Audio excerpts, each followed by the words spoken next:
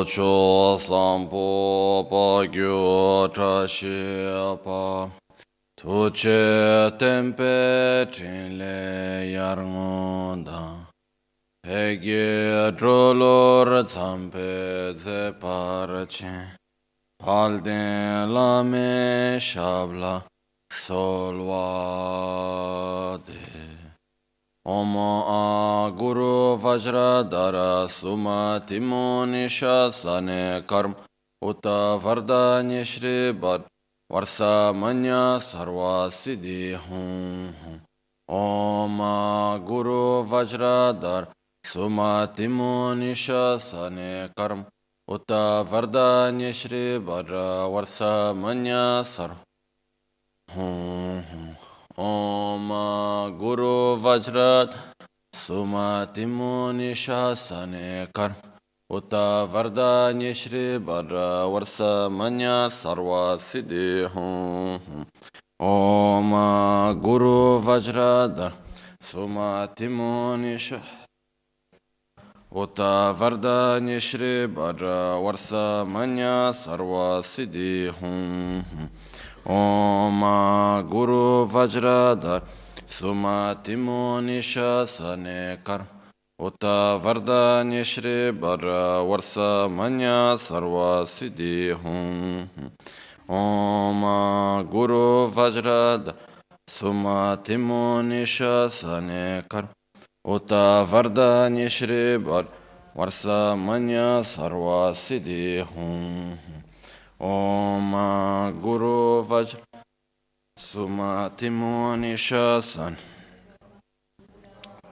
Nishri Bhadra Varsa Manya Sarva Siddhi Om Guru Vajra Timo Nishasane Kar Uta Varda Nishri Bhadra Varsa Manya Sarva Siddhi Om Guru Vajradhar Sumatimo Nishasane Kar Uta Vardanya Shri Bhadra Varsa Manya Sarva Siddhi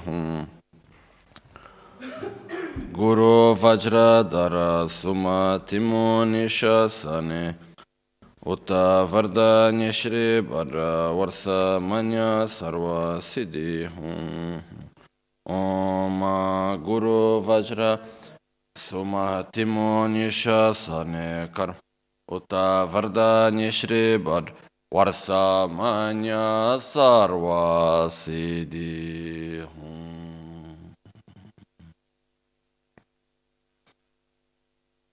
Dhagi Jetsun Lama Tuje Che Nyamda Dala Tuje Siksu So Gebe Shesan Dala Tendo So Uyon Sungi Nawa Tsedo So Teji Nine Sowa Debe Tse Dechen Kurlo Visu Lekshun Ila Sampe Dede Malepa Geme Lungi Rupra Jingil Toni Sodan Digdun Shabe Tse Dingi Namge Yinsu Lekshun Lapchen Soni Yonsu Zobadan Chera Nidun Changra Jingil Chanchu Pargi Ninsen Tugun Tu Nyu Peme Siru Lekshu Chanchu Drube Gegin Kunshishi Tingen Dela Drupra Jingil Tagi Lona Chola Chobadan Chimi Samjur Ngimba Shiwa Chedan Tumbe Dudun Malupa Beme Lungi Drupra Jingil Dorna Tengne Tsera Tamche Dan Teji Pardu Nekab Tamche Tu Rese Kyamne Lama Kele Me Tuje Chingi Dala Siksus Gongya Brewe Nyamda Dacha La Jetsun Lame Tuje Rabgong Godan Sungi Nawa Drame Tu Nyamsu Nyongwe Kesan Tobrashu Yawa Kundu Yanda Lama Dan Drame Cheki Pel Sadan Lamge Yunde Rabzone Dorje Changi Koba Nyur Tobo Shu Pakyuke Kudan Dagi Lu Pakyuke Sundan Dagi Nga Pakyuke Tukdan Dagi Ten Yerme Chiktu Jingi Lu Makyuke Kudan Dagi Lu Makyuke Sundan Dagi Nga Makyuke Tukdan Dagi Ten Yerme Chiktu Jingi Lu Om Muni Muni Mahamuni Shakyamuni Swaha.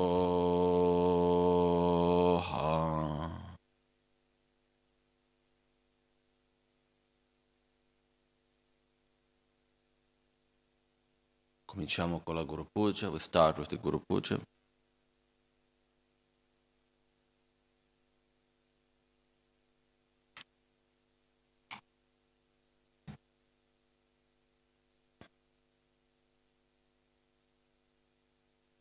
Oggi faremo, come abbiamo spiegato ieri, cominciando dal verso numero 2.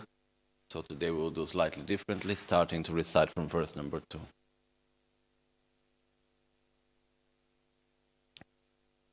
Rabkarge senche bo ngani le dadan kanya mage semche nam tene jisi chanchu nimpo par Lama kuncho sum la kyab sudru Namo Guru Bhye Namo Buddhaya Namo Dharmaya Namo Sanghaya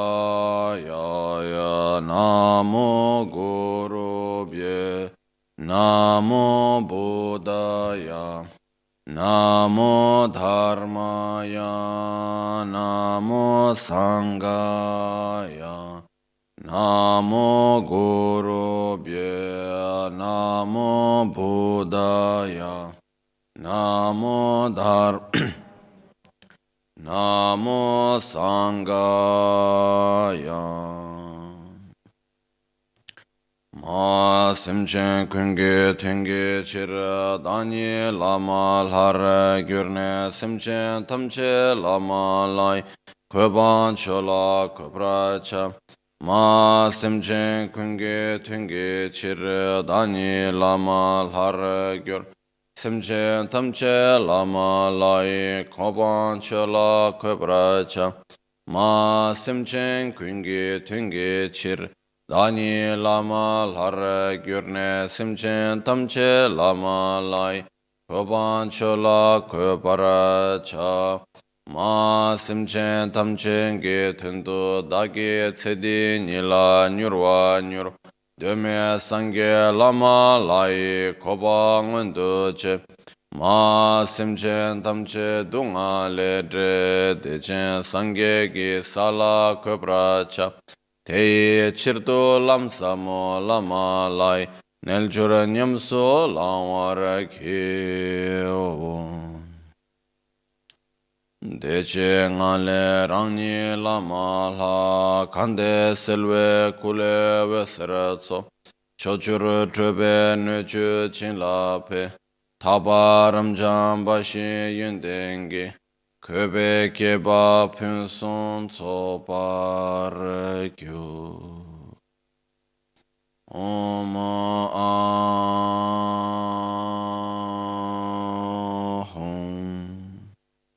Om ahum.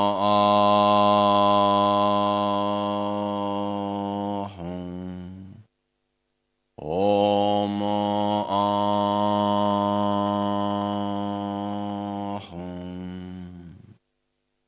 Ngobo yeshe la namba nanche danche tse soso nambra chele wambo drugi chuyudu dedonge yeshe gebra chen gebe sadan bana nange kyon tamche yonso kyab shina samwe chutin tamse chense samge mikya pe kanwa renkyo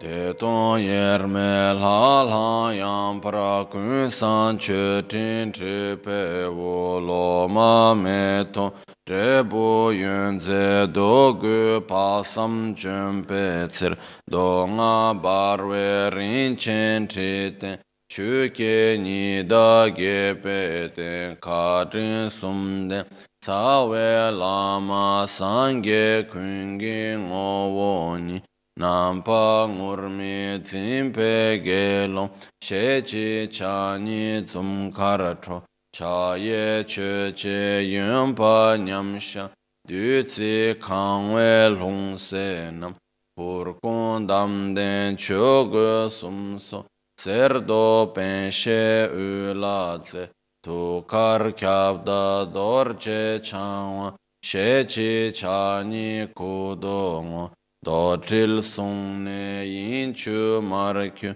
lenke de ton rol pegi nama rinche gengi treshi haze dagi nazelu sempe gende veser tompa Chatsun nange korwev dorje kiltron sulge shukpe humbon she nga kam she yum she keche tsagyu sinan chanchu sembango pabu drachom ni tri chikton yen la trowo wangbo ni we ser chögyön nu jin sangwa Jikten pa na shab gide, ta kob rim shin o gyu lama, yidam kin koral hatsu, sangye chansen pa wo kan, ten song gyatso kornesh,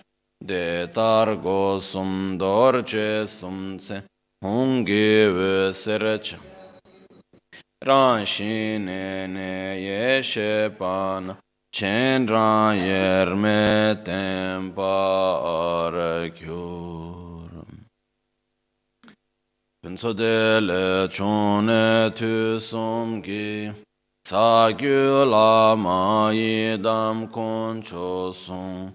Pawo kandro chogyon sun tsoche. Toche wangi dirshe temparashu.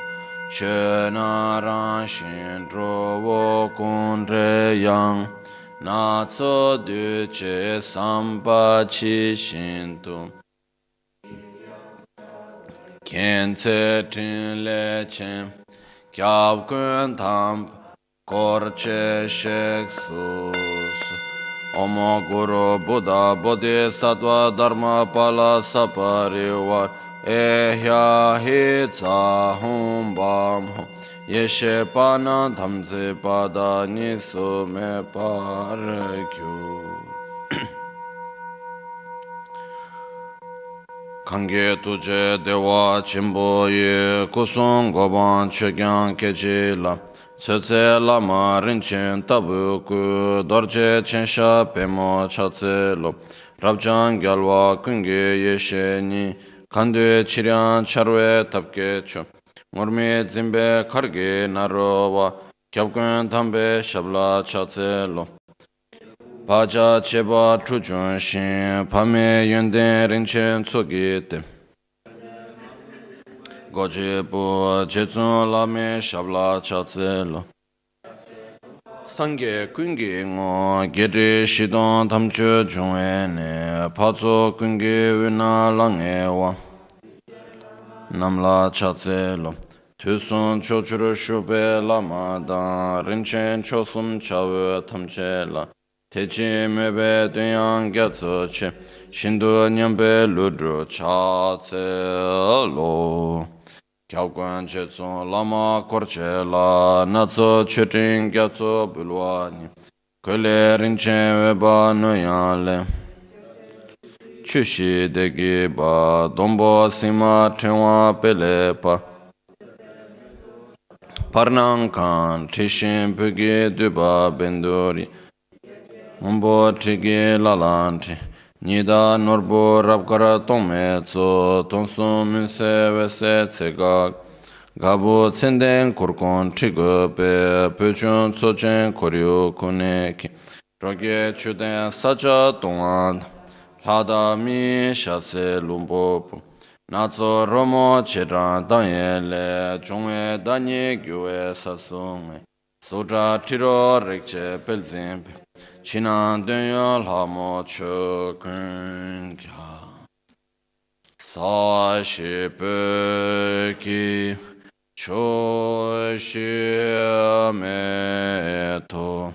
Tare Ravling Shi Ni De Gen Padi Sangye Shintu Mikte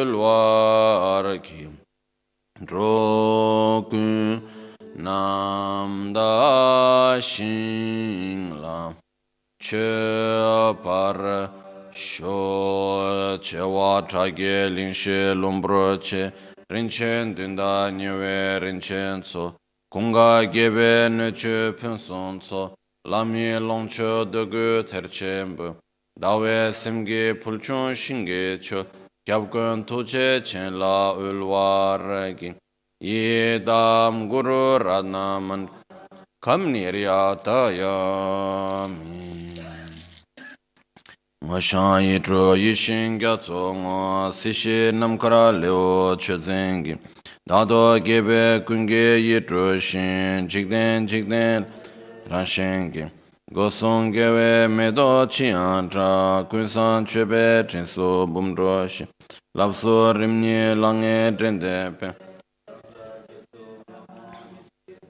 Kurgon Dande Sambe Tinge Che Roge Pezinge Che Tuada Ngadan Druma Ngala So Chandun Barwe Dutsi Gyatso Cho Lazo Pazin Chuchu Shin Dube Gyuza Lage Ludrama Lenge Ponye So Zedu Gyume Chagya Nangabun Timde Lenge Dewe Yeshe Che Chuguran Shin Tondan Dewe Yerme Lundro Masam Jole De Tunda Janchu Simcho Kyo Sashi Nel Chorope Sambo Minge Chedra Natsoda Kenye Gichir Dare Bula Namkara Jesim Baso Sondo So Tome Dune Mige Digbele Gidan Getse Iran Chichipa Tuje Chenren Chengara Gyosemgi Shakshin Lenche Mige Domban Chana Ranshin Tema Dandreya Milam Jishin Keba Tamche Dega Chiryan Charwe Namkaral Daja Samba Tabe Iran Puljon Kense Chunzin Bumrete Taye Drode Pende Kundete Keda Yundu Nedan Peveche Sabge Chogi Charba Abdus Torche Sonjo Wange Gyabo Samato Daja Meba Jishin Site Bar Nyange Midan Tabra Shususo Deda Trumbe Namkara Gevetso Karin Sumden Chetsun Lama Je Chanwa Top Chirmo Yende Jungne Turin Gyatso Che Mando Norbu Tsogi Yonso Tam Mormi Zimba Tonga Nibeche Wa Zinla Sowade Kandan Dena Deora Shekbe Lam Tembra Webe Yunden Chudempa Malu Gyalwe Duzon Chogiche Sowade Gosum Ledam Lochen Sodendra Yedan Gyume Ngadan Gyusheshi Teni Chusun Ridan Chekep Dorje Zimbe Sola Sowade Sange Drame Jumbe Maduluwe Marun Duge Nigdu Drowal Deshe Lamsan Chishin Dumba Kyabkun Tuche Chen Laso Nima Tugi Nupgyurute Gongya Mebe Drowa Mongbola Gyawe Tseba Nyora Druzepe Kyabkun Tuche Chen Laso Wade Kange Babu Boga Chitsaya Dacha Sonam Shindu Lengape Kyabkun Tuche Chen Laso Wade Gengi Korlo Ani Tabge Gyudru Drawe Chogele Tame Tsugi Drowa Renzepe Kyabkun Tuche Chen Laso Wade Kechi Yenla Nam Deshe Ringa Yabyun Sembada Wambo Ranshin Chosumgi Dani Lama Chola Sowade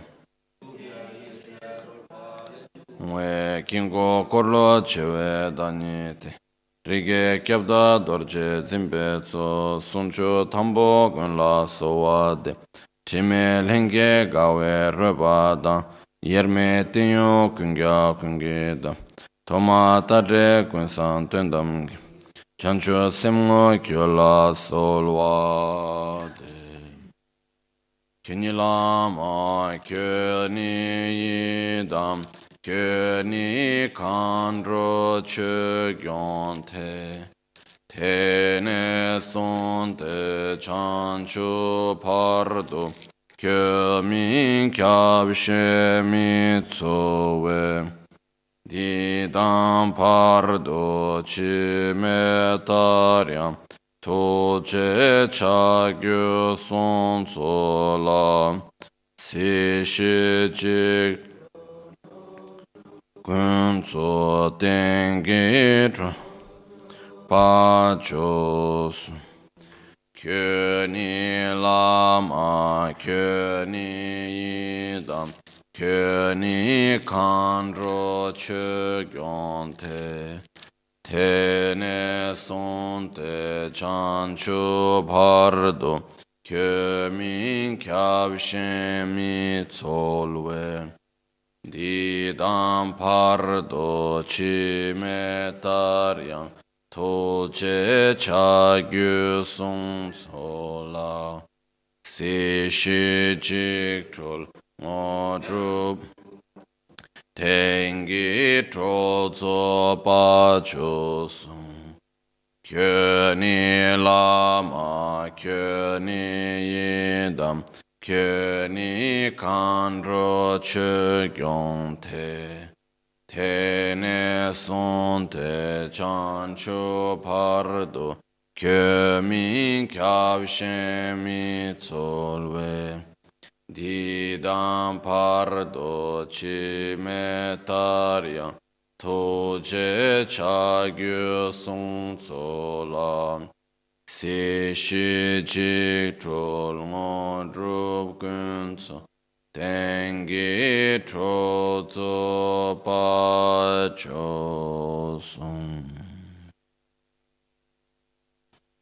Dedalen son solwa tapetu. Lame ko son togene namle. Dötsive ser karmar tinkasum.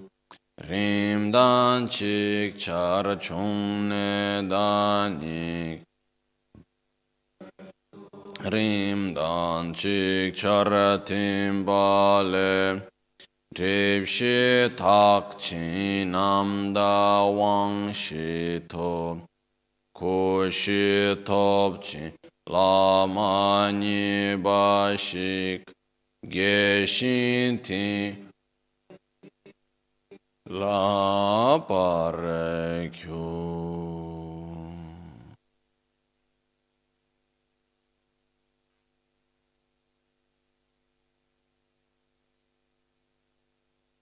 Sangye chodan soge chonam la chancho pardo dani kyapsu chi. Dagi cheshe gibe sonam gi. Trola pinchire sangye druparish. Sangye chodan soge chonam la chancho pardo dani kyapsu chi. Dagi cheshe gibe sonam gi. Trola pinchira sangye druparesho. Sangye chedan sogi chonamla. Chancho pardo dani kyapsu chi. Dagi chushe gibe sonamgi. Trola pinchira sangye druparesho. In the Buddha, Dharma and Sangha, I take refuge until enlightenment. Through the practice of generosity and the other perfections, may I attain Buddhahood for the benefit of all sentient beings. There is one concept, there is one, not only a concept, it's a fact that actually form most of us is quite difficult to understand, really, because it's not part of our culture. But it is fundamental in Buddhist practice and teachings. Okay? So, this fundamental aspect of our practice and teachings is called merits. In Tibetan it's said sonam, in Sanskrit it's called punya, and the translation that is given most of the times in English, it's merits, even though it's not really giving so clearly the meaning of it. But it is really fundamental in our own path, in our spiritual practice, in our life, and in Buddhism it's a fundamental aspect. So, if we do not understand this fundamental aspect, the next part of the Guru Puja will be a little bit, it becomes very shallow, very superficial if we do not get the meaning of accumulating merits, first of all. So that's why I just like to talk a little bit about the need to accumulate merits. Then after we go to the verses and so on, that's much easier. Okay. So, what is merit, first of all?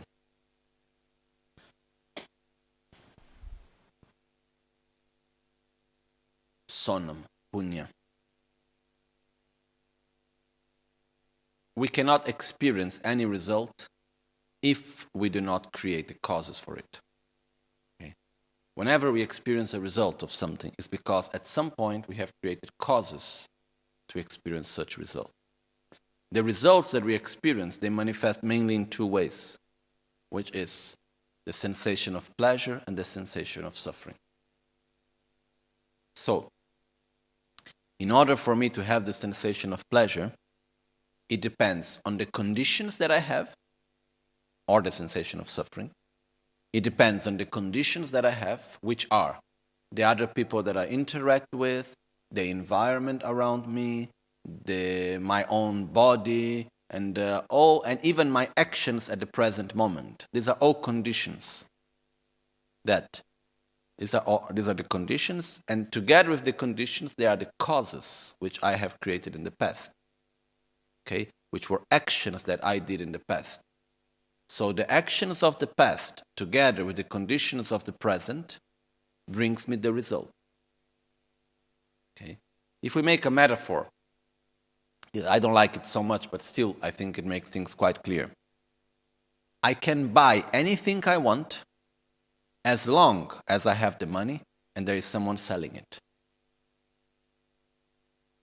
If I have the money but there is no one selling it, I cannot buy it. If there is, I go to the best shop and there are many people selling it and so on, but I don't have the money, I cannot buy it. So, to have someone selling it is the condition. To have accumulated money is the cause. Okay? So, in the moment I want to buy something, and I go to the shop and I take out the money that I am using is not something that is coming from the present moment. It's something that I have accumulated maybe in years of my life. Slowly, little bit at a time. And then at a certain point, I use that resource that I have accumulated through a condition that I have in the present to have a certain result. Okay? Similar to that, every action that we do, we are accumulating or positive causes, or negative causes, or neutral causes. There are these three possibilities. Okay? And out of that, we have three types of results. Positive results, which is pleasure and joy, satisfaction. Negative result in satisfaction, suffering, sadness, and so on. And neutral result, which is a sensation that is nor happy or unhappy, nor pleasure or suffering. Okay? Which is quite common also. So basically, what happens is that for us to be able to experience anything, if we do not create the causes, we will not be able to have the result. In other words, also, there is no one in this whole existence, not even a Buddha, that can make us to experience something that we have not created the causes for. No one can force us to experience anything, positive or negative. If this would be possible, then the Buddhas would be even a little bit sarcastic. Why you are not making me happy, no? If the Buddhas could make us happy, why aren't you making me happy? What's the problem with you? Don't you have compassion to make me happy? The point is that it is said that if we put on a scale the power of a Buddha and the power of karma, they have the same weight. The power of cause and the law of cause and cause result and the power of a Buddha, they have exactly the same weight. So, even one of the main disciples of Buddha called Moggallana, he had a lot of miraculous powers, like he knew how to become invisible and disappear, and he knew how to do all this sort of illusions and things like that. And then one time, he went to a place that was in India at the time of Buddha. He went to one place alone where people didn't like Buddhists. So he reached this place, and for whatever reason, they started to beat him up. So a group of people came and they started beating him, and he got severely injured. So he was able to come back to the place of Buddha completely broken. And finally he died because of this. And the people asked him, what happened to you? He said, I was beaten up by people that don't like Buddhists. And he said, but why you didn't escape by becoming invisible or flying or doing any of your miraculous illusory powers that you have normally? He said, when you are caught up by your karma, there is no way to escape. Okay. So, what happened? You see, this is also one example of the Buddhist way of doing things, no? It's not that the whole Buddhist community said, now we need to go fight back to these people. No, it was his own karma. He said, that's my karma. They were just the condition. I don't need to fight against anyone. But my point is that no one can make us to experience what we have not created the causes to experience. Sometimes, but if we just observe in a very pragmatic way our own life, okay? Are there all the external conditions for us to be happy or not? Yes. What is missing? Do we have enough to eat? Yes. Maybe we have even too much to eat. Our problem nowadays is not if we have enough to eat, it's that we need to cut the food. No? So we invented the diet thing, but because we have too much to eat. So we have not a problem of not having enough to eat. That actually most people of this planet do have this problem. Many people. We don't have it. So we have enough to eat. Do we have a safe place where to live that can protect us from the cold and the heat?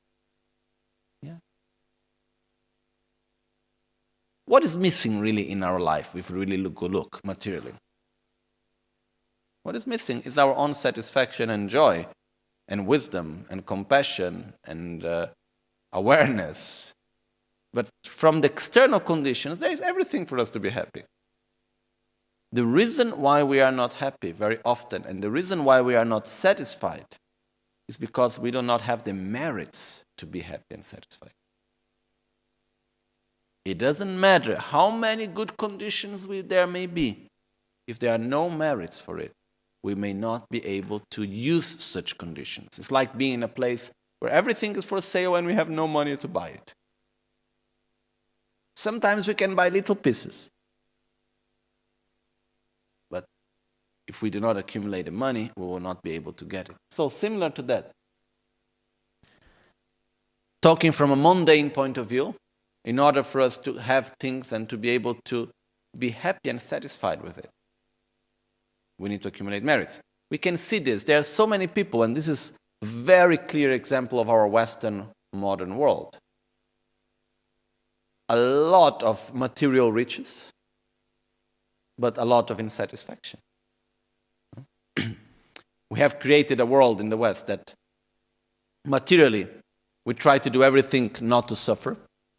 So we cannot have cold, we cannot have hunger, we cannot have thirst, and so on. But What's the number of people that have psychological, psychiatric diseases and disturbance? Way too big. Yeah. We go in many other places where people have materially a more difficult situation, but you don't find so many psychological and psychiatric problems. Okay. So, the point is that finally people are suffering and are unsatisfied. It doesn't matter. Sometimes we may have materially everything. I know so many people that materially have everything they may ever want. But they are not happy, not satisfied. They cannot enjoy the condition. This one of the reasons, it's not the only reason, but one of the reasons is the lack of merit.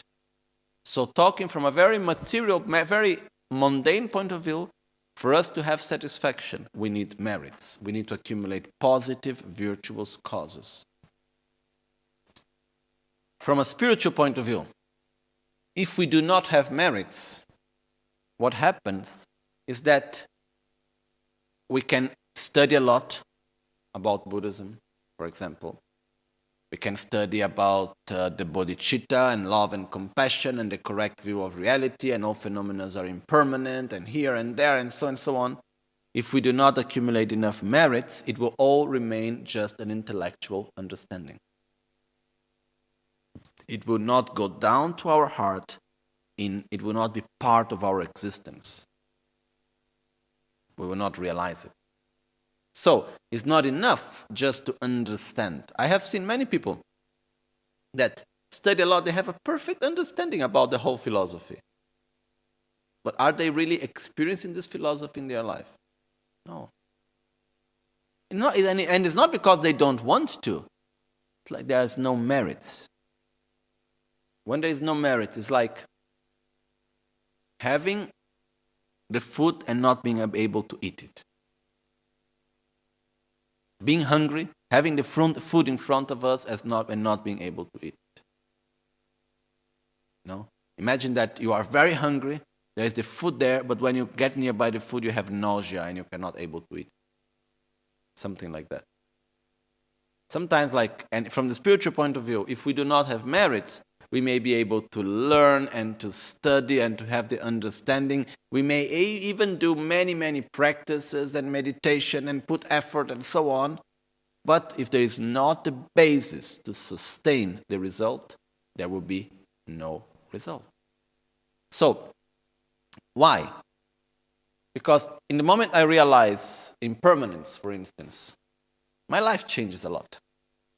In the moment that the concept of impermanence is not something just conceptual, but is a realization, I have a much better life. Okay, 1/3 of my suffering is gone. 1/3, just to say a number, but a lot of suffering is gone. So, for me to have a life with much less suffering and much more joy and satisfaction, I must have accumulated the causes in order to have that. So it's not just a matter of understanding impermanence. There is a matter also of accumulating the merits, accumulating the positive causes in order to experience such state of consciousness, pleasurable state of consciousness that is a result of realizing impermanence. Okay? I think it's quite clear, no? So, we need to accumulate positive causes. We need to accumulate punya, sonam. We translate it as merit. Okay? How to accumulate merits, how to accumulate positive causes. There are different ways how to do that. The first way and the most simple way is by giving, sharing. We can share what we have with others. We can share what we have materially. We can share our body. For example, there is a person that is in need. I can go and I can help that person physically. Even I am on the, whatever, and let's say I am in the airport. Someone needs help putting up a luggage. I go there and I help this person. I'm using my body to help that person. I am giving, sharing. And there are many, many, many ways how we can do that. I can share, I can give love, I can give protection, I can give the Dharma. the spiritual path. There are many ways how we can share and give to others. Okay? When we talk about giving, there is a difference that we can give to others that are of the same level or inferior level of us spiritually. People that have the same level or lower level of spiritual development of us. And whenever we give to someone in this case, it is called an act of generosity. When we give something to someone that has a higher spiritual development, it's called an offering. So the difference between an offering and an act of generosity is basically the one that is receiving. So when I give something to someone that has a higher spiritual development than mine, it's called an act of an offering. When I give something to someone that have the same level or a lower level of mine spiritually, it's called an act of generosity. But to accumulate merits, we need to give, I always like this direct in the simple prayer written by Saint Francis. There is this verse that says, "Is by giving that you receive." No? In Italian è dando che si riceve. So, it's by giving that we receive. It's also for that reason that in the Mahayana path, the path of the Bodhisattva, we need to perfect 6 qualities of ourselves in the whole path. The moment we want to reach enlightenment for the benefit of other sentient beings, our path is to perfect 6 qualities. The first quality that we need to perfect is generosity. The second quality is morality. The third quality is patience. The fourth quality is joyful effort. The fifth quality is concentration. And the sixth quality is wisdom. So we need to perfect these 6 qualities. But the first one is generosity. The reason why we need to perfect for the first generosity is because without accumulating merits, we will not have the basis to be able to perfect the other ones.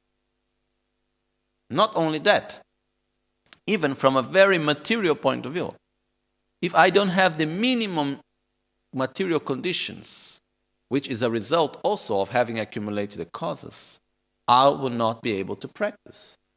For example, if we do not have enough food, are we able to sit down and meditate on the impermanence and lack of inherent existence of phenomena, and I should develop more patience and not get angry, and so on, and the importance of generosity in the moment that I am hungry and I have not eaten for days? No. In the moment there is no food, in the moment there is pain, in the moment that I am in a situation of threat, and so on, what is my only thought? I need food, I need water, I need to get away from my pain. It's the example I always give. If you put your hand on the door, on the trinch of the door, where the door closes, and the door starts closing, it's painful. Are we able to meditate on anything when our hand is there and the blood is coming out and we listen to the cracks of the bone?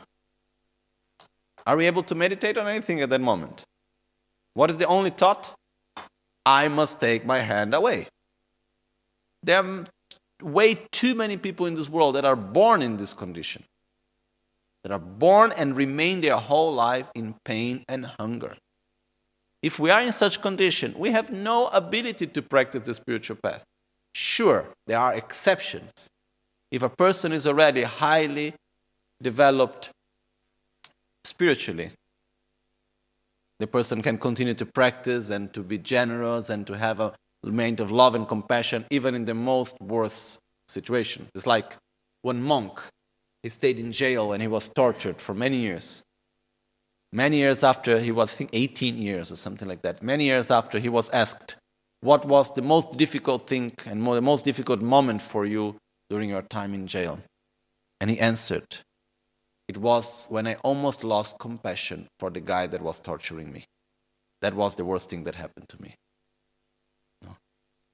So this means a person that has already a spiritual development that is able to practice even in such conditions. Okay? But these are exceptions.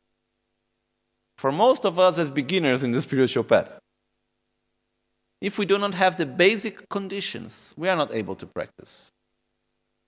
So, for that reason also, the first quality that we need to perfect is generosity.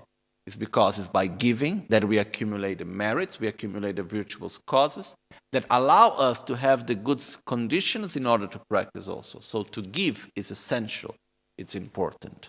So we can give into two different conditions, for sentient beings and for holy beings. That's the difference that we make normally. Okay? So, when giving, there are different ways to give. One way is that we give mentally, and another way is that we give physically. The basis of giving is in the mind, it's not in the body. In the sense that if I learn and I train myself in giving mentally, whenever there will be the opportunity to give physically, I will do. Materially, I will do. To give something materially doesn't mean necessarily that it's a very good act of generosity. Let's make a very simple example. I am with a friend, walking in the street in a city, and suddenly comes a beggar. I want to show to this friend that I am a very generous person. I really don't care about the beggar, but I need to show to my friend that I am a very generous person because whatever of my image, what I want to show to him. So I take out 20 euros, 50 euros, whatever, and I give to the beggar, just as it was nothing for me, and I go there and I give to the beggar. Why I'm giving it? Not because I want to. Normally, maybe I don't even give 1 euro to the beggars. Why am I giving at this moment? Because I want to show that I am a generous person. So somehow I'm trying to buy my own reputation. I am not giving anything out. So it's not a matter what makes the difference of the act of generosity. It's not only what we do materially, but it's most of all the motivation that we have behind. Why do I give? And to learn to share. So, from all the actions that we may do, the most powerful action is the action of mind. When we learn to do something internally, externally it will come naturally. So the first step is to give mentally. That's why we have so many practices where we visualize that we are sharing with all sentient beings our body, that it multiplies in many different forms. We are sharing everything that we have materially. We are even sharing our own merits. Technically, it's not possible to share merits. I cannot take my merits and give them to you. But intentionally, it's possible that I say everything I have, even the positive causes that I have accumulated, my merits, may they be of benefit for you. I share them. So we open our heart and we share with others intentionally through our mind. If we do this correctly, whenever we have the physical, material opportunity to share, we will do it also. We should not enter into this sort of trap that say, I am a very generous person mentally. I don't need to give anything to anyone because actually, what really matters is inside. So I keep everything for myself. I don't share anything with anyone materially because I am a very generous person inside. That's not working. That's not sincere. The point is that in the moment that I am a generous person inside, whenever there is the opportunity to give something materially, externally, I will do. Okay? But it's starting from inside, not from outside.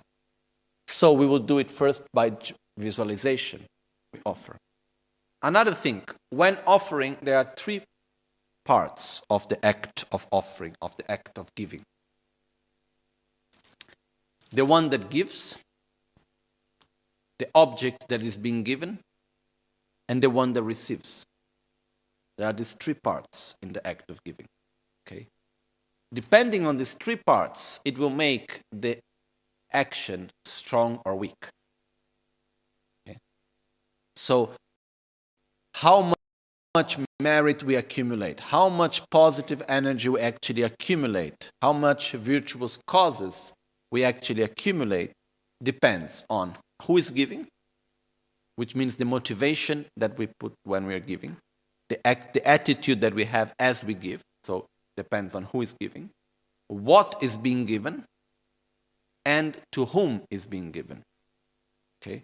So there are these three parts. The one that gives, it's basically our own motivation.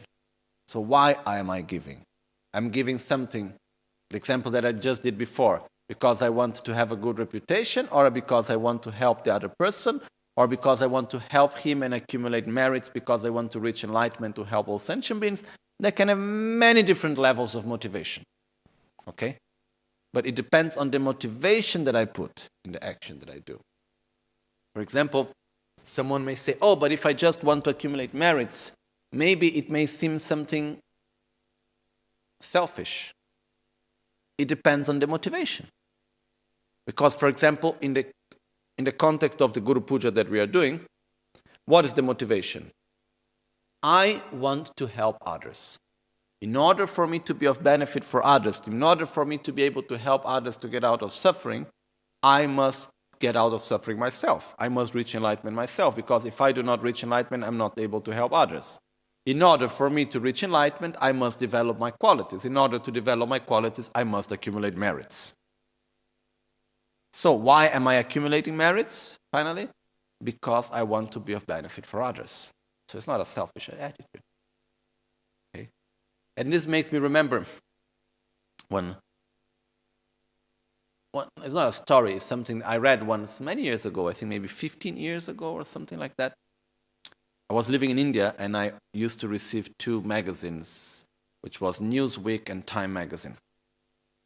And one time, in both issues, came a very short article about one man that they were not saying his name, because he very clearly he didn't want to have his name said anywhere, and he was against any media, but they make this small article. And the story was the following. This man, he was living a very simple life, normal life. He had few children. He was working, I don't remember whatever was his work. Simple life, working, traveling in economic class. Normal life, simple life, okay? At a certain point comes out that he was the owner of the biggest duty-free shops of all airports and so on. And he sold this whole company for something like $12 billion. And what he did was he took the whole money of the selling of this company and he put it to make a foundation to help Africa. And he didn't take 1 cent, $1 for his pocket or his family. Because he said when he did the company since the beginning, he made the company with the intention to help. And for more than 20 years, he didn't say to anyone he had a company. His family didn't know, his children didn't know, his wife didn't know. So nobody knew that he had a company. He had a very normal life, simple life. He accumulated this $12 billion. And then he gave up everything. And he didn't want his name anywhere. So, while making money, was it selfish? No. It depends on the 3 points here. Who is giving? What is being given? To whom is being given? What is given? Who is giving? It's very positive because that's the motivation. So it doesn't matter really much very often if I want to say, oh, I need to accumulate merits. That's not selfish. If I want to accumulate merits because I want to be of benefit for others. And in order for me to be of benefit for others, I need to develop my qualities. In order to develop my qualities, I must have merits. Okay?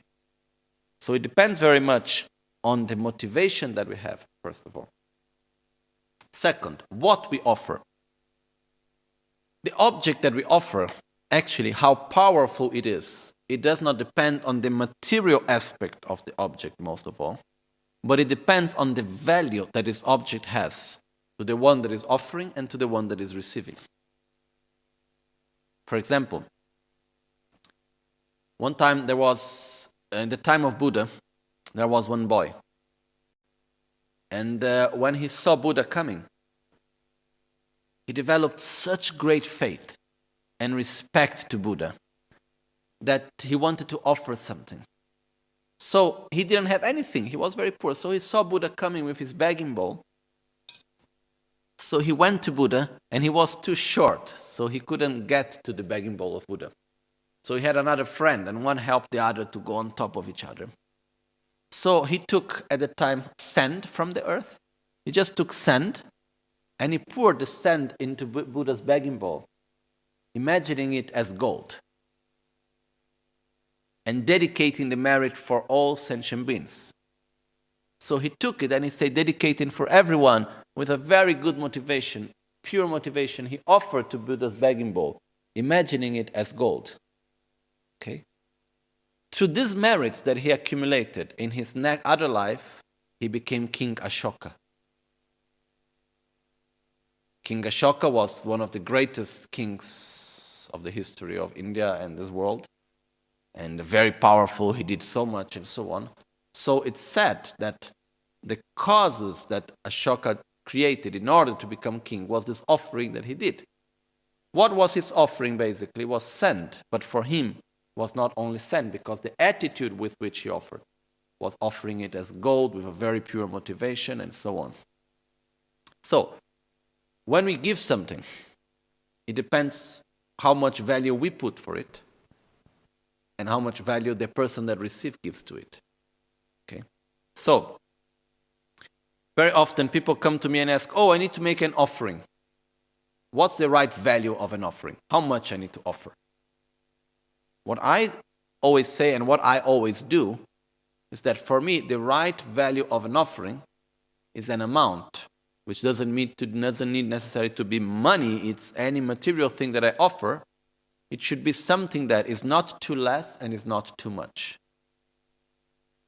If we talk about an amount, for example, make an example. Every time I go to Tibet and I receive teachings from the abbot of Tashilumpo, Genlo Bunla, I always make an offering. I make an offering that is not too much, in the sense it's not something that I cannot afford. And it's not something too less, just as a sort of formality that I need to do. I always check how much can I do. Then I raise a little bit. And then I do the offering. That's the way how I do normally. Because it's not a matter of number. It's not a matter of material size. It's a matter of the value that we give. It's the same way, for example, when stealing. According to the monastic vows, when someone steals something, if you break your root vows or not, it depends also on the value of the object that you are stealing. If it's an object of value or not. But the value depends on the value that you give and the value that the owner gives. So it's quite complex, the whole thing, okay? So when offering, for example, when we give something to someone living in Nepal or in Tibet, like for example through Help in Action, 20 euros a month, 25 euros a month, I don't remember now the exact amount nowadays. Let's say 25 euros a month. For me, it's nothing. It's very small. For the person on the other side, means going to school and having food to eat. So the person on the other side gives a big value to it. So this also makes it more powerful. Okay? So, the second part of offering, which is the object of offering, it depends on how much value we give to it and how much value the person receiving gives to it. The person or the animal or the sentient being or the holy being. Okay?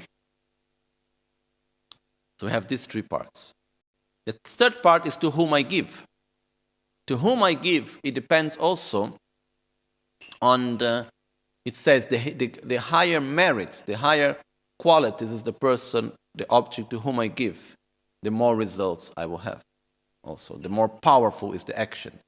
So, as I was saying yesterday, I did example. There is a difference if in my practice I visualize Mickey Mouse or I visualize my guru.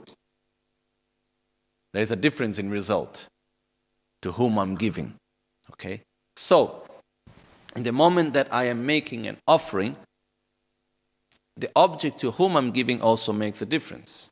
Okay? And there is also a difference if I give, for example, to someone that will just end there the offering or will be something that will have continuity after. If I give something to someone that after do positive actions and so on, it's like the power of that action continues. If I give something to someone and it just ends there, it will not continue in that way. But anyhow, this is the difference. So normally, when we give something, we should always be careful what is our motivation, what we are giving, and to whom we are giving. And this is a very important way of accumulating merits. So if we give to sentient beings, which is people and sentient other beings that have the same or lower spiritual development than ours, it's an act of generosity. When we offer to someone that we call holy beings, that have higher spiritual development than ours, doesn't need necessarily to be Buddhas, but that have higher spiritual development than ours, it's called an act of an offering. Okay? Huh? Feeding animals is an act of generosity also. It depends most of all what is your motivation also here, no? If I am feeding the animal because after I need to kill it, okay? Making an example, no? I feed the animal because I need to make it really fat. And I'm going to choose the right food that will make the right type of meat. Okay? It's not really an act of generosity. If I want to help the animal to be free from its hunger, and I give it with the act of helping the animal, it's an act of generosity. No? So it all depends also very much in the intention through which we do things also. The attitude that we put when we do things, okay? Another way of accumulating merit, just to say another 2 ways of accumulating merit. There are many ways that we can accumulate merit. Another way of accumulating merit is maintaining our commitments, keeping our samayas, our commitments, keeping morality. So in the moment that I make the commitment, I am not going to kill, I am not going to steal, I am not going to gossip, I am not going to lie, whatever. We make the commitment. As we keep the commitment is a way that we accumulate merits. Okay? When we keep positive, virtuous commitments is a way of accumulating merits. It's said that one of the greatest way of accumulating merits, okay, love and compassion is another way of accumulating merits. One of the greatest way of accumulating merits is actually meditating and realizing the correct view of reality, interdependence, the lack of inherent existence. It's said that by meditating correctly and realizing even for an instant the correct view of reality,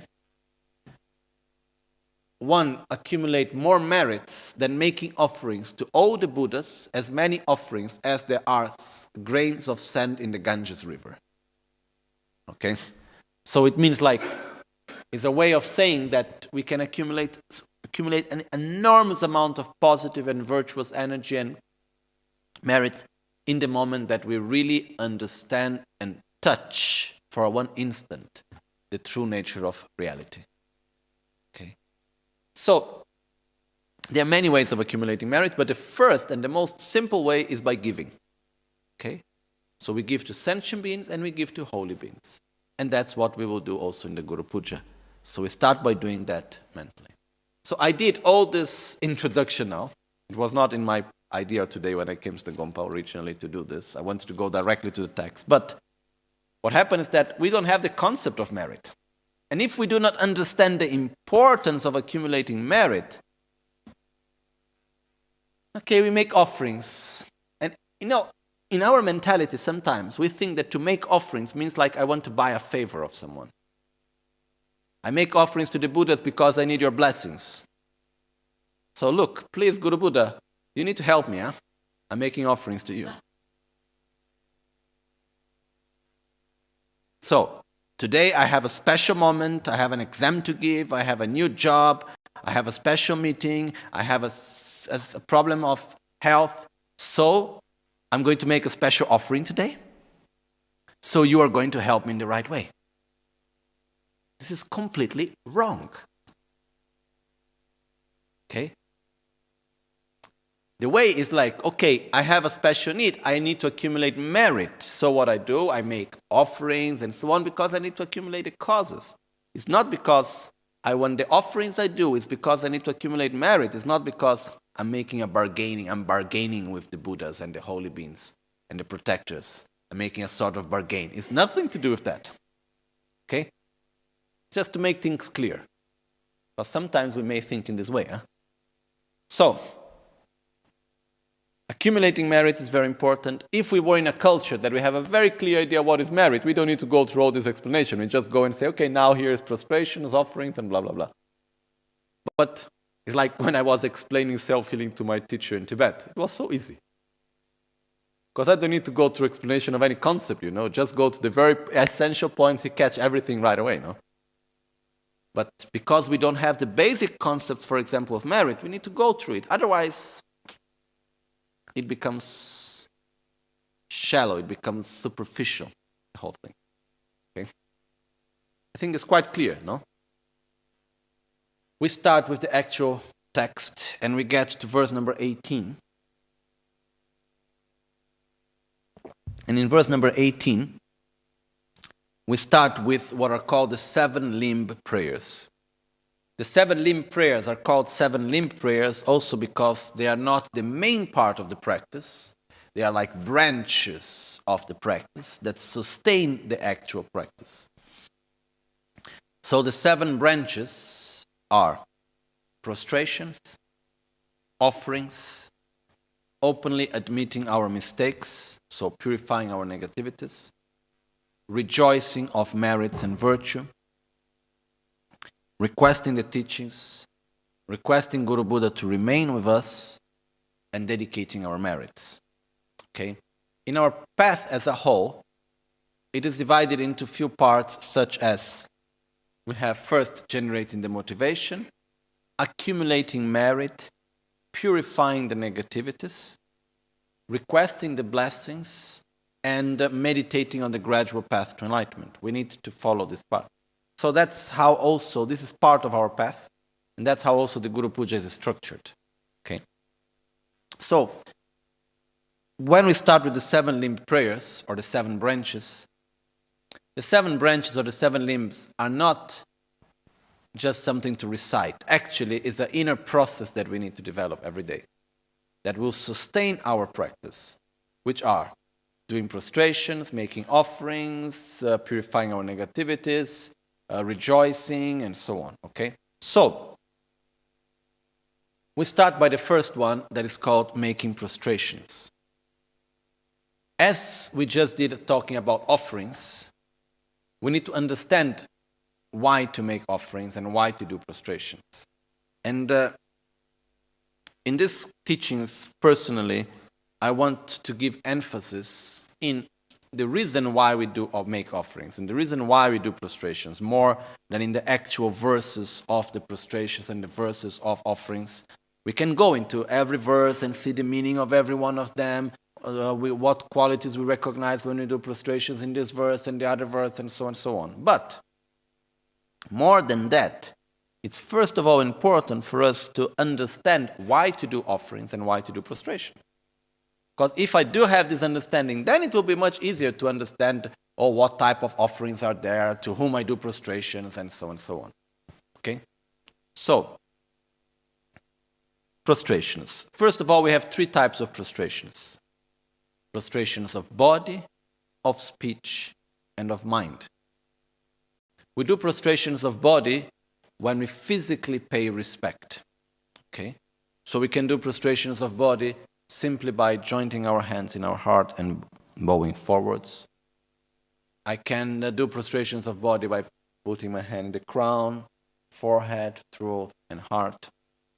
I can do the prostrations by bringing my hand to the crown, forehead, throat, heart, and then I go down and I touch the floor with my knees, hand, and head, and then I come back again. I can do the long prostrations in which I go down fully with my whole body, and then I joint my hands to my head, and then I come back again up. I can do in many types. Even every culture, actually, where Buddhism exists, has a different way of prostrating. Like the Chinese tradition, they go down and open the hand like this. There are different ways of doing prostrations. The main thing is that physical prostrations is paying respect physically. That's what we do when we talk about physical prostration. Okay? Then we have prostrations with our speech, which is praising the qualities verbally. And that's what we have from verse 18 to verse 22. We are praising the qualities of Guru Buddha verbally. And we have the prostrations of mind. The prostrations of mind means to recognize the qualities and to do the praise within our mind. Okay? So, why to do prostrations? Basically, prostrations, first of all, is an antidote against our pride, against our arrogance. Okay? Arrogance is one of the greatest enemies of our own path and our own practice. Wherever there is arrogance, which means the feeling that, the sensation that I am superior to the other person, whenever there is arrogance, there is a blockage that is created. In the moment that I feel superior to you, I would not learn anything from you. Okay? And actually, arrogance generates a lot of suffering and a lot of conflict for ourselves also. So it's very important for us to be able to overcome it. And another thing also, not to be humble, it doesn't mean to feel inferior. Because arrogance is basically the comparing ourselves with others and feeling superior for something that we recognize as being better than the other person. But whenever there is arrogance, there is also the feeling of inferiority. Because, let's say, what are the bases of arrogance? I can feel I am better than you because I am more beautiful. I am better than you because I am more rich. I am better than you because I have more money, because I have more power, because I have more influence, because I am more intelligent, because I have a better social status, because I am more humble, I am more spiritual.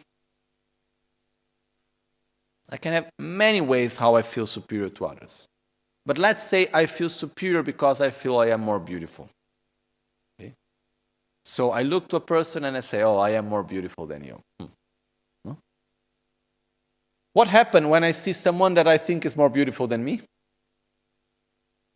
I feel inferior. Because that's my basis of comparison. If I feel I am superior to you because I have more money than you, I am more powerful. I am better than you because I have more money than you. What happens when I see a person that has more money than me? I feel inferior. The more I feel superior, the more I will feel inferior. Okay? So, basically, everyone that is very arrogant has also a complex of inferiority. It goes together. Okay? And it's the same thing also. When a person that most of the times feels inferior finds someone that has, the other way around, has less than him, he will also step on the head of that person and show, oh, I am better than you. With arrogance also. So this happens very often. So one of the best antidotes actually against arrogance is to stop comparing ourselves with others. We don't need to compare ourselves with others. I am myself, you are yourself, I have my qualities, I have my defects, you have your qualities, you have your defects. We are all trying to do our best to be happy. Here we are. I have no need to compare myself to you or to anyone else. This is the best way.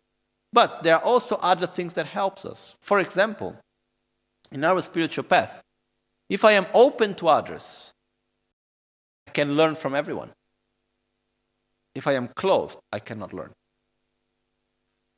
So in order for me to be open to others, I must acknowledge the presence of the other. I must respect the other. I must be open to him. And one of the ways is paying respect. Okay? So, doing prostrations is first of all a way of developing our own humbleness, of eliminating our own arrogance. So, we have invited, as we do the Guru Puja practice, we have invited in front of us Guru Buddha, which is our spiritual guides, our gurus, inseparable of all holy beings, in front of us.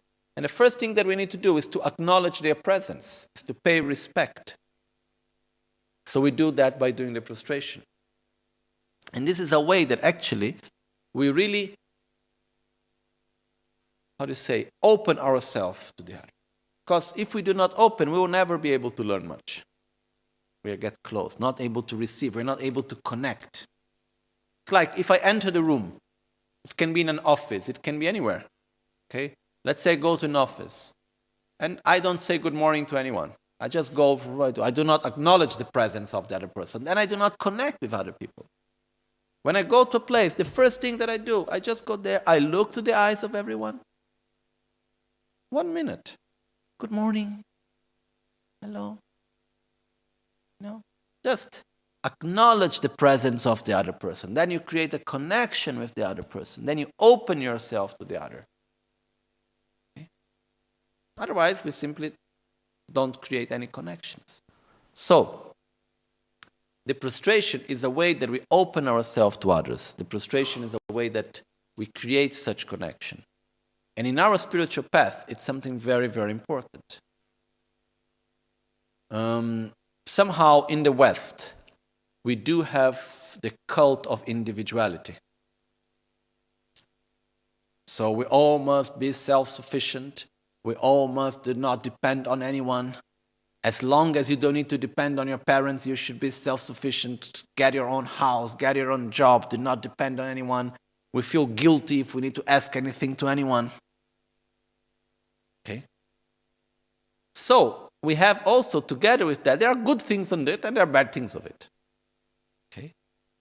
We should not be dependent on others, but we should remember that we are interdependent with others. No one of us can be totally self-sufficient and independent. No one, it's impossible. So I need to depend on others, so I need to acknowledge the presence of others. I need to acknowledge my own limitations, my own needs. So I am grateful for what you give to me. I don't need to feel guilty when I receive something from someone. Very often we don't want to receive anything from others because we don't want to feel in the obligation to give back. But it's so nice just to be able to receive. Thank you. To open ourselves, rather. It's very important. In our spiritual path, it is very, very important that towards our spiritual guides, towards those that shows us the path, towards our spiritual friends, we need to open ourselves. We need to open our heart, to be open to listen, to receive, to learn. So, doing the prostrations is one step for that. It helps in that sense. That's why when we start the teachings, we always do the prostrations. I always, whenever I go to a place or to receive a teaching or to give a teaching, first thing, do the prostrations. Whenever I enter a holy place, first thing, do the prostrations. Which is a way to pay respect. When we pay respect, it means we acknowledge the presence. And it makes a total difference. So, in this way, even the external formality of prostrations, sincerely, I think it's important. Because the way how we act physically influences our mind. No? There is a very strong body language. There is one text that one day we can read here together, which is called the Lama, the 50 verses of Guru devotion. Which is a very technical text explaining what are how we should relate respectfully towards our spiritual guide. And for example, there is one part of it which says, in front of your Guru, do not cross your arms. Okay? Why? When we cross the arm in front of someone, physically, energetically, what we are doing? Blocking. Okay? Even if we look, when do we cross our arms? When we don't want to connect with the other. So it's a way of a lack of respect in a way also. So in front of your Guru, do not cross your arms. It may look to us as something very formal, just some sort of formality, but actually it's not. When the Guru comes, stand up. Why? Because I need to acknowledge his presence because of the importance that he has for me. You know, if I do not have respect for the one that teaches me, I do not have respect for what I am learning. I have seen, for example, nowadays, in our society, in school and university, how much respect is there for the teachers? Sadly, not much. Maybe in some contexts, yes, but very often not much. I remember one time I went to the university where my sister was studying. I was called to give a small lecture there. I was shocked. When I entered the classroom, there was one teacher there. I needed to wait for his class lesson to finish before I could start talking. No one was listening, only very few people. And people were talking loudly and getting out of the room, opening their things. It was a complete mess. And the teacher had no power whatsoever. Fortunately for me, I have my karma that normally when I talk, people listen. So after when I went to talk, first I went there in front of everyone. I didn't say a word until everybody was quiet.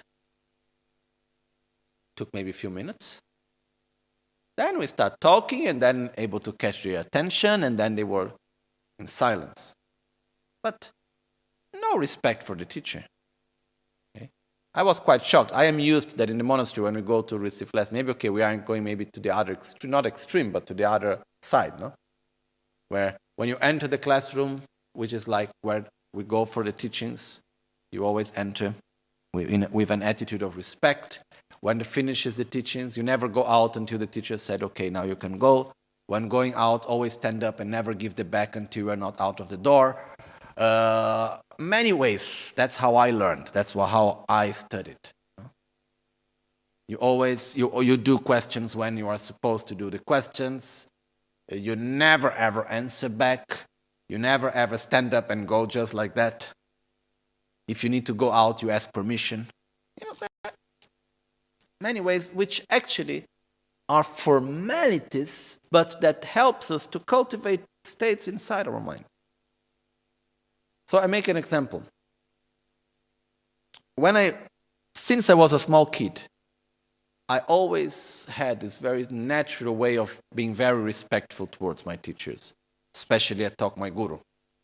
Towards Rinpoche, I have always been very respectful. It's always been natural to me. So, for example, standing up when he's coming or things like this. Even in the monastery, there were very few telephones in the monastery. One of them was in my house. No? And some monks, like my friends, that they used to make a little bit fun out of me. Because whenever Rinpoche would give a call, I would take the phone. I was never able to talk to the phone with Rinpoche sitting down like this. I would always stand up and I bow down. So I would be talking in the phone like this. And they were saying, you are in the phone, he's not in front of you. I was not able. Okay. One day, I came to Italy. It was maybe 95, 96, something like that. I was in Rinpoche room in Milan. And the room was full of people, talking and so on. I arrived in the room. There was no place to sit around him. He was in his bed, very low bed, sitting there in the bed. And then there were all the people around him talking, and he was talking to everyone. And then I wanted to sit. So I was almost sitting in the corridor because there was no place in the room. And then she said, no, come here, sit in the bed together with me. And I said, no, please. I don't feel comfortable to sit in the same level, in the same place where you are. I don't feel comfortable at all, please. He said, no, come here, please. No, yes, come. Then finally, what is a greater lack of respect? To sit in the same level or not to do what he's telling you? Not to follow the advice. So I said, okay, I sit. So I went there, I sat by him. I was not comfortable at all. As soon as I could go out and sit in the other place, I did. Next day, the same situation. Rinpoche said, sit here. Okay, I go there. I sat there more comfortably. Not so difficult. Next day, I arrived. There was place to sit down where I sat on the bed without even being asked to. What I saw at that time, then luckily I had the awareness at the time just after to say, stop it. That when we stop, the problem was not that I was sitting in the bed. The problem is that slowly I was feeling I am special. So I have the right to sit here. I have a special position. And then slowly, even my respect for Rinpoche was changing somehow. My faith and deep love and so on was the same, but something changed, very subtle. But that accumulated in time makes a difference. So what I learned at that time, that for me is still very important, formalities are not just formalities. We have body language, and it helps us to cultivate inner states. So to have external respect is important. Today, if Rinpoche if I am in a place, I would never sit in the same place as Rinpoche. If I sit, would he say anything to me? No. Would anyone around say anything? Most probably not. But for me, I don't want to do it. Because I need to cultivate my humbleness. I need to cultivate my respect. I need to cultivate my gratitude, my faith. Why we need external ways of respect? Because we are weak inside. So we need to cultivate our qualities. That's why we need also external help. So, based on that, prostrations are very important. Not for the one that we are making prostration for. It doesn't matter. I tell you very sincerely, sometimes even when people do prostrations to me, I feel very uncomfortable. So what is taught to do when someone is paying respect towards us is that we do first in the morning Guru Puja, Guru Yoga practice. So we visualize our Guru Buddha in our heart. So when someone is doing prostrations towards me, I imagine that the prostration is towards Guru Buddha that is in my heart. Okay. But what happens is that when we do prostrations, it's not for the sake of the one that is receiving the respect. It's for our own benefit. It's for us to cultivate our humbleness, our respect, our faith, our gratitude. Gratitude is an extremely important quality. If we are not great for what we receive, means we do not value what we have. But we need to start by cultivating respect and gratitude to the people of our daily life, the people that we work with, the people of our family, our friends. Because if we do not know how to cultivate respect and gratitude to the people on a daily basis, we will not be able to do it correctly with our spiritual guide or guru. Making just an example. Sorry if I say some things. But for instance, what happens if someone is very good and very nice to us, and then this person does many things very nice to us, so we are very happy, is a good friend, and so on, and suddenly this person has an attitude that we don't like. What happens to the friend? Not a friend anymore. Okay. Even with the guru, when we have this attitude in our daily life, what happens when our guru, that we have so much respect to our spiritual guide and so on, what happens in the moment that he or she has an attitude that we think is not right? What happens when he or she tells something to us that we don't like listening to? We start judging negatively, creating distance. Why? Because we do not have, we don't have so much stability yet. Our gratitude is not so deep. Our respect is not so deep. For example, has Rinpoche ever told me anything that I didn't like listening? Many times. Not so many times, but yes. I remember one time specifically where Rinpoche scolded me very badly for something that it looked like nothing in front of many people. And the way was quite strong, actually. The first moment, we feel, oh, why? Second instant, I was looking and was thinking, yes, it's true. Because I found there was a very small thing in my mind that was going in the wrong direction, and by that I could see it and I could block that thing. So first thing, for example, whenever someone that really loves us does criticize us, never go in defensive mode. When we put ourselves in the defensive mode, means we block. So, for example, Rinpoche towards me, I'm 100% sure, I have no doubts whatsoever that anything that he has done up to now and anything that he does towards me is out of love towards me. And he has more wisdom than me. So never ever I will put myself in the defensive mode. So important.